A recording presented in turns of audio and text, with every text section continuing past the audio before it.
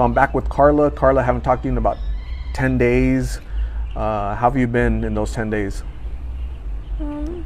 I've been good.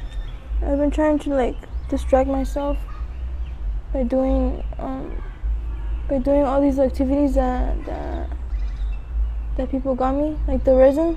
The resin? You figured it out? Yeah. And Those are little molds, right? Those little plastic things, molds, and that's cool. How are you liking it? I think it's pretty cool. I've been painting. I've been trying to draw. Trying to draw using the little art kit that Chris got you. Okay. Yeah. That's good. Just distract yourself from stay busy, right? Yeah. Have you heard from Miggs? No. I think he's not able to call me because I don't know, something's wrong with the app, the GTL app. It doesn't let us add money to his account, so he hasn't been calling lately. He has to have money in an account in order to be able to call you guys? Well, I have to have money on my phone to accept the calls, but I need to put money on his book so he can text me or video chat me. Okay. Are you guys planning to go see him in person, or? We can't. You can't? That's not something that they allow him, or what? No, it's only in prison that you could do that. In jail, you can't go visit the inmates. You can't visit people in jail. Wow, it's only phone calls. Wow, okay. So, what's the last time we talked? You guys were talking about treatment. How's that going? Well, we've been looking for places, and then we found one. It's called Copper Springs. It's in Evandale. I'm gonna be going to that one on Tuesday or on Wednesday. Rocio is planning to take you. Yeah. And like, are you ready for it, or like, what are your thoughts on treatment? Like, what have you called them to ask about a program, or how does that work? Yeah, Rocio did call them. They said that I just have to just walk in, and then they'll take me right then and there. Do they tell you like how long you have to be there? Is it? No. No. What if they tell you it's a 30-day program? Are you able to do that? Yeah? Yeah. Okay. Have you told the Miggs about your plans to go to treatment? Or are you trying to surprise him, or what? No, I told him. What did he say? Well, he's happy. Yeah. He wants to stay sober too. Okay. It'll be easier if both of you are sober, right? To kind of push each other to stay sober. Yeah. What do you envision? Like, let's say you do go to treatment next week, and let's say he gets out in let's say 2 months. He gets out in 2 months. He gets out, you're sober. He's sober. Both of you are sober. Like, what do you envision? Like, what do you want to happen at that point? I don't know, cause we never been together sober, so I don't know how it's gonna be.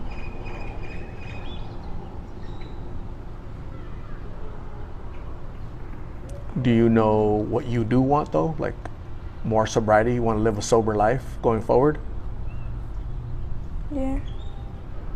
Is going back to the streets an option for you? No. That's not you. So you've thought about it, and you're like, definitely not going to the streets. Definitely not going to sleep in alleys with poop and urine everywhere, right? Like, You've thought about that. You can't have an art set over there. You can't do resin out in the streets. You can't stay clean out in the streets, right? Those are things you've thought about, right? Yeah. It's crazy how it's crazy how we let ourselves live out there and like and go through all that just for um just for the pills. Just for the addiction, to Yeah. satisfy the addiction, right? It's like you're a slave out there. The pill tells you what to do. Yeah. It's like the devil basically. Yeah. Whispering in your ear, right? Telling you to do bad things. Yeah. Do you think you've changed from the first time you met me a year and a half ago? Do you think you've changed? Yeah, my mindset kind of changed a little bit with the way I see things. How do you see things now compared to back then? Well, when people would try to help me, like my family, or some friends, like I didn't see it the way they seen it.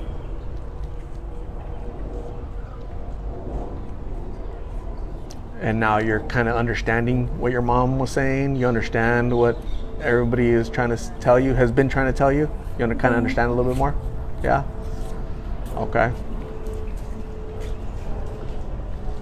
And what do you, if you could talk to the people that are out there in the streets, like your friends from the streets, right? Mig's friends, like what would you tell them? If they could see you right now, the way you're living, the way you're staying busy, the way you're talking about treatment. You had never mentioned treatment ever. You've never mentioned it. Now you're more willing, you're open, because little by little you're getting ready for it, right? You're kind of preparing yourself. Yeah. What would you tell them?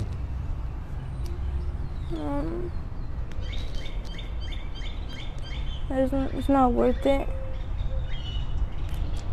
Not worth losing your life, getting locked up. It's not worth living like that.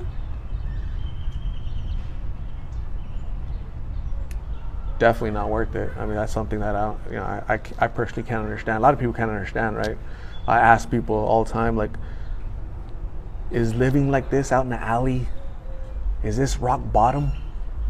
Or like no, I haven't hit rock bottom yet. That's why I'm still out here. For some people, rock bottom never arrives. An OD arrives before a rock bottom, and then they don't have a second chance or a third chance or a fourth chance. That's it. It's over. Are you glad you kind of escaped that? Yeah. Because that could have been you, huh? My tolerance was getting higher and higher.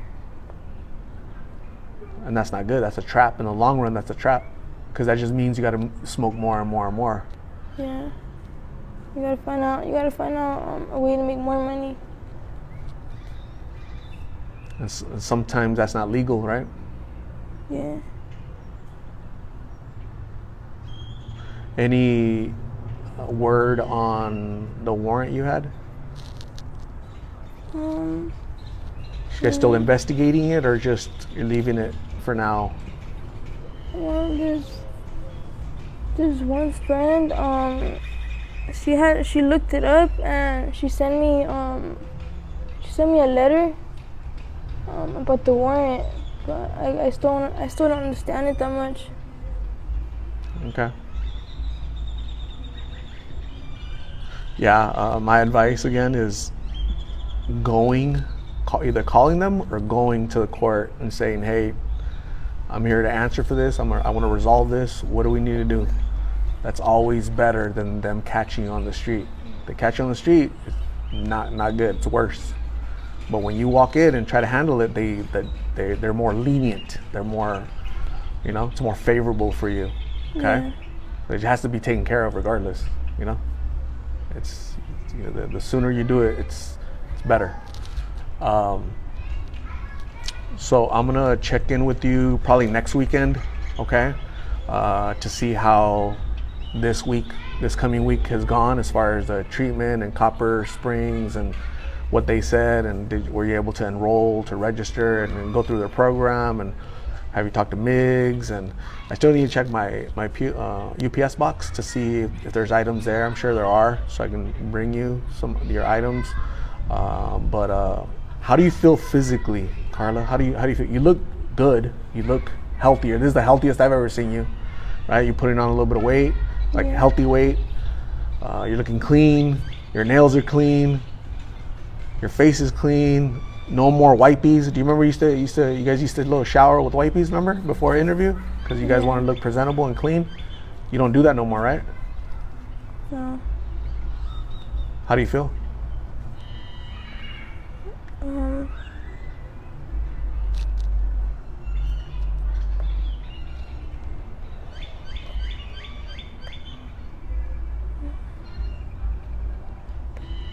I don't really know how to explain it right now. I do feel different. Better or worse? Better. To me, it looks like you're finding yourself. You're discovering who Karla is and all the potential that you have for your future. That's what it looks like to me. That's why you're open to your, artwork and the little molds that you're doing and trying to stay busy, right? You're growing. You're trying to do positive things for your future, okay? What you do know is that going back to that alley and the blues and all that stuff is not good. Would you say today you're sober or you're still weaning down? I'm still weaning down. Okay. Little by little? Yeah. Is it working for you?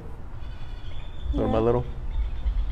That's why you're able to feel better, look better, because it's smaller quantities than it was 2 months ago, right? Yeah. Well, I'm proud of you. Keep going, Karla.